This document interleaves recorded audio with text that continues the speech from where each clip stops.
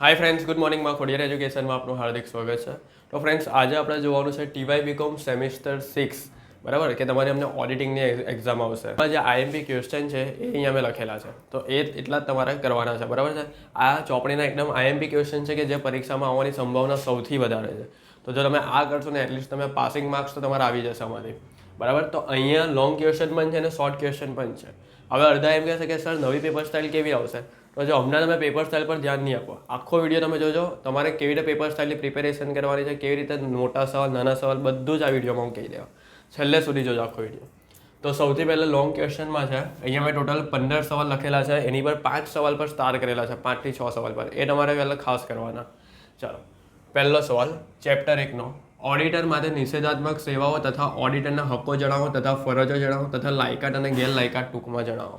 આ એવો સવાલ છે ને કે અમારી તમારા લોંગ ક્વેશ્ચન તો થશે જ, સાથે સાથે શોર્ટ ક્વેશ્ચન, ખાલી જગ્યા અને બીજા વિકલ્પ પણ અમારી આવી જશે, બરાબર. MCQ પણ અમારી આવી જશે. ચેપ્ટર 2, કંપનીના ઓડિટરની દીવાની જવાબદારી, ફોજદારી જવાબદારી તથા ત્રાહિત પક્ષ પ્રત્યેની જવાબદારી સમજાવો. આમાં છે ને ઓડિટરની બધી જવાબદારી આવી જાય છે, એટલે આ સોલ્વ કરશો ને તમારું આખું પાકું થઈ જશે જવાબદારીવાળો પોઈન્ટ. ચેપ્ટર 3, વહેંચણી પાત્ર નફો એટલે શું તથા નફો વધુ બતાવવાની અસર અને નફો વધુ બતાવવાની અસર જણાવો તથા નફો અને વહેંચણી પાત્ર નફા વચ્ચે તફાવત જણાવો. આ સવાલ જે છે ને એમાં 2 સવાલ સમાયેલા છે, એક શોર્ટ ક્વેશ્ચન ને એક લોંગ ક્વેશ્ચન. નફો અને વહેંચણી પાત્ર નફા વચ્ચે તફાવત આવે જ છે, પાછો નફો વધુ બતાવવાની અસર આ પણ તમને શોર્ટમાં પૂછાઈ શકે, એટલે આ સવાલમાં તમારું મોટા ભાગે બધું કવર થશે. અહીંયા એવા સવાલ લખેલા છે ને કે એક સવાલમાંથી તમારે છે ને એક સવાલ પણ જો તમે પાક્કો કર્યો ને તેમાંથી બીજું બધું પણ આવડી જશે, એવી રીતે અહીંયા લખેલા છે. ચલો ભાઈ, ચોથો, ડિવિડન્ડ એટલે શું, ડિવિડન્ડ વહેંચણી અંગે કંપની દ્વારા જોગવાઈ જણાવો તથા ઓડિટરની ફરજો પણ જણાવો, બરાબર છે. આખો ડિવિડન્ડનો પોઈન્ટ આ સવાલની અંદર કવર થઈ ગયો છે. ચેપ્ટર 4, 5મો સવાલ, ચોખ્ખો અહેવાલ અને ખામીવાળો અહેવાલ વચ્ચે તફાવત જણાવો તથા ઓડિટ અહેવાલ અને પ્રમાણપત્ર, ઓડિટ અહેવાલ અને ઓડિટ પ્રમાણપત્ર વચ્ચે તફાવત જણાવો. આ સવાલની પણ અંદર 2 સવાલ છે, તફાવત પણ આવી ગયો અને લોંગ ક્વેશ્ચન બીજો પણ આવી ગયો. જો ચોખ્ખો અહેવાલ અને ખામીવાળો અહેવાલ અને ઓડિટ અહેવાલ અને ઓડિટ પ્રમાણપત્ર, વ્યાખ્યા પણ આની અંદર આવી જાય, MCQ પણ બધું આ તફાવતની અંદર પૂછાઈ જાય. ચલો, છઠ્ઠું, ટૂંકનો સાચો અને વ્યાજબી ખ્યાલ સમજાવો, બરાબર છે. આનો અર્થ પૂછાય છે, IMP છે આ પરીક્ષામાં, બરાબર. ચલો, વિભાગ 2, અન્વેષણના ચેપ્ટરમાં સવાલ નંબર 7, અન્વેષણ એટલે શું, તો આપણે એક વ્યાખ્યામાં પૂછાઈ જાય. અન્વેષણ એટલે શું, અન્વેષણની લાક્ષણિકતા જણાવો, ઓડિટ અને અન્વેષણ વચ્ચે ટૂંકમાં તફાવત સમજાવો. ઓડિટ અને અન્વેષણ તો છે ને આવે છે પરીક્ષામાં, બરાબર. ચાલો, 8મું, ધંધો ખરીદનાર વતી અન્વેષણ કરતી વખતે ધ્યાનમાં રાખવાના મુદ્દા જણાવો.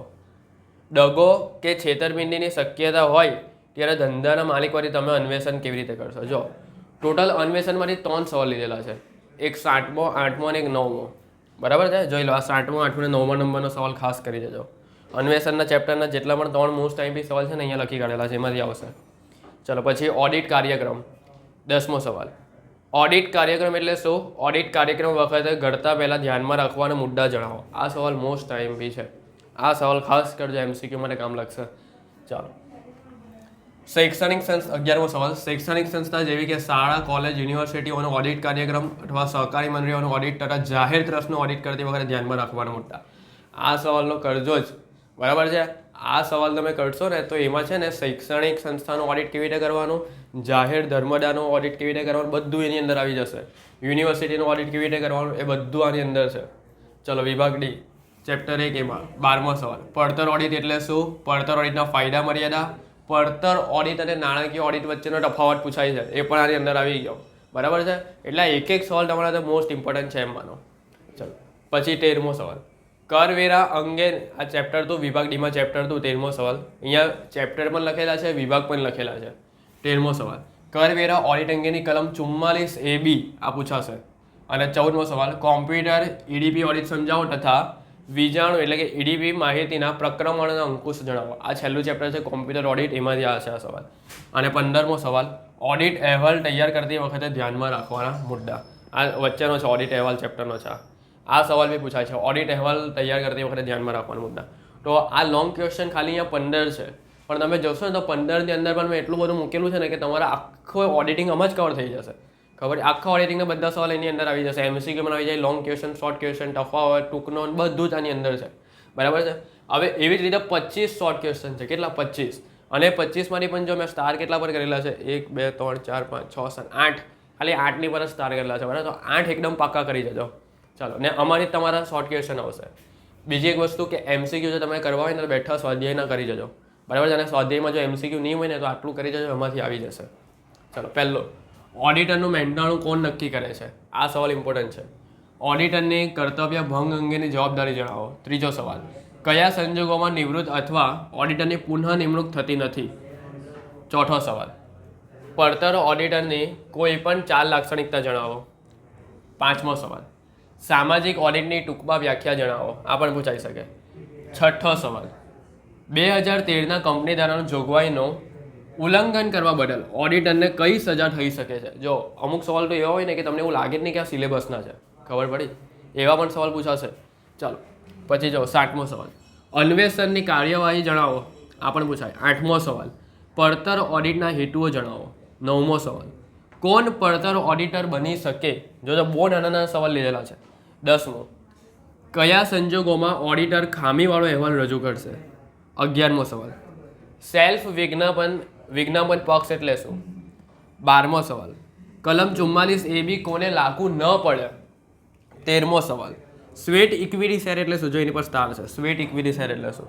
14મો સવાલ, કરવેરા ઓડિટ કોને કરવું પડે? 15મો સવાલ, ઓડિટરને દૂર કરવા અંગેની પ્રક્રિયા જણાવો. 16મો સવાલ, ઓડિટરની લાયકાત અને ગેરલાયકાત ટૂંકમાં જણાવો. 17મો સવાલ, વહેંચણી માત્ર નફો એટલે શું? 18મો સવાલ, ઓડિટ અહેવાલનો અર્થ આપી તેના પ્રકારો જણાવો. તેને ઘડતી વખતે ધ્યાનમાં રાખવાના મુદ્દા જણાવો. 19મો સવાલ, અન્વેષણ એટલે શું? તેની લાક્ષણિકતા જણાવો. અન્વેષણ કરતી વખતે ધ્યાનમાં રાખવાના મુદ્દા જણાવો. 20મો સવાલ, ઓડિટ કાર્યક્રમ એટલે શું? તેના હેતુ જણાવો. ઓડિટ કાર્યક્રમ વખતે ધ્યાનમાં રાખવાના મુદ્દા. આટલું જ કરશો ને જો આમાંથી મોટે ભાગનું પેપર આમાંથી આવશે બરાબર છે. આ બધું કરી જજો. ચલો 21મું, પડતર ઓડિટ એટલે શું? તેના લક્ષણો, હેતુ અને પડતર કાર્યક્રમ આયોજનના ફક્ત મુદ્દા જણાવો. આ પડતર ઓડિટનું છે ને આ બધું કવર કરી નાખેલું છે આ શોર્ટ ક્વેશ્ચનમાં. કોઈ પણ શોર્ટ ક્વેશ્ચન જો પડતર ઓડિટનો નીકળે ને તો આમાંથી જ આવશે બરાબર છે. ચલો 22મો સવાલ, કરવેરા ઓડિટ એટલે શું? તેના ઉદ્દેશ્ય અને હેતુ જણાવો. 23મું, ઈડીપી એટલે શું? કોમ્પ્યુટરના મુખ્ય ઘટકો કયા કયા છે? આ પણ પૂછાઈ શકે. ચલો 24મું, કોમ્પ્યુટરની આંતરિક રચનાના ફક્ત મુદ્દા જણાવો. 25મું, પડતર ઓડિટરે પોતાના અહેવાલ કોને સંબોધીને તથા કેટલા સમયમાં આપવા પડે છે? આ પણ ખાસ છે, કેટલા સમયમાં આપવા પડે છે બરાબર છે. તો આ 25 શોર્ટ ક્વેશ્ચન થઈ ગયા, આ 15 લોંગ ક્વેશ્ચન થઈ ગયા. ટૂંક નોંધ હોય, એમસીક્યુ હોય, શોર્ટ ક્વેશ્ચન હોય કે લોંગ ક્વેશ્ચન હોય, બધું આની અંદરથી કવર થઈ જશે. કંઈ અલગથી વાંચવાની જરૂર નથી.